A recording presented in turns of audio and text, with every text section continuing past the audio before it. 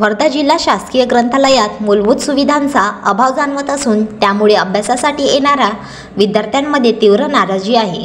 Light, पंखे, शौचालय यांची दुरवस्था असून परिसरात अस्वच्छतेचा त्रासही जाणवत विद्यार्थ्यांना आहे। त्यासोबतच पिण्याच्या पाण्याची व्यवस्था अपुरी असल्याने विद्यार्थ्यांना त्रास सहन करावा लागत आहे।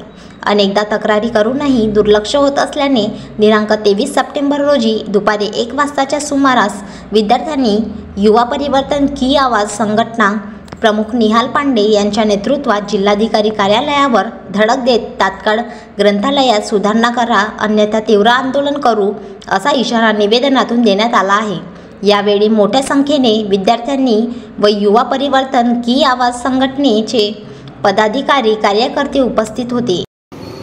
वर्धा जिल्ह्याचा जो शासकीय जिल्हा ग्रंथालय आहे त्याची अवस्था अतिशय दुर्दैवी झाली आहे। तिथं आम्ही जेव्हा प्रत्यक्ष जाऊन पाहणी केली विद्यार्थीच्या तक्रारानंतर, तर तिथं पिण्याचा जो पाणी आहे तो अत्यंत निकृष्ट दर्जाचा आहे। तिथले जो कूलंट वगैरे लागले आहे ते सगळे खराब आहे आणि तिथले जो पंखे आहे ते कधीही तुटून एखाद्या विद्यार्थीच्या डोक्यावर पडू शकते। तिथले संडास बाथरूम जो आहे त्याचे दरवाजे तुटलेले आहे आणि सोबतच पूर्ण तिथं घाणीचं साम्राज्य पसरलेलं आहे। म्हणजे एखाद्याला बाथरूम जायचं आहे तर नाकाला रुमाल बांधून जा लागते, हे परिस्थिती आहे। तर हे विद्यार्थी जो आहे हे ग्रामीण भागातले गोरगरीब विद्यार्थी आहे आणि त्यांचा आधार म्हणून हे जिल्हा शासकीय ग्रंथालय आहे। तिथे हे मोफतमध्ये जाऊन शिकू शकते, तिथं पुस्तक वगैरे वाचू शकते आणि त्यांचा खूप मोठा वेळ ते ग्रंथालयामध्ये बसते तिथं आणि अभ्यास करते। पण ते ग्रंथालयाची अशी दुर्दैवी अवस्था जर राहिली तर कोणता विद्यार्थी तिथे येणार आहे?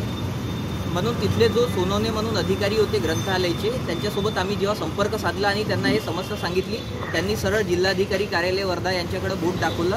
जिल्हाधिकारी वर्धा त्यांनी तिथं व्हिजिट केली आहे पण तिथं काही सुधारणा झाली नाही। म्हणून आज आम्ही जिल्हाधिकारी कार्यालयाला निवेदन देऊन येत्या 2 दिवसात तुम्ही जर तिथं पाण्याची स्वच्छताची स्थिती केली नाही, एखादा सफाई कर्मचारी, एखादा चौकीदार नियुक्त केला नाही, तर आम्ही तीव्र आंदोलन करू।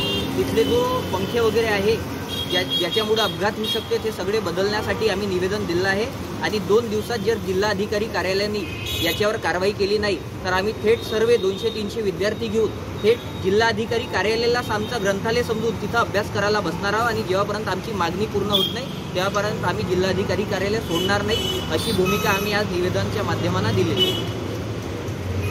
Vidarbha city news Wardha.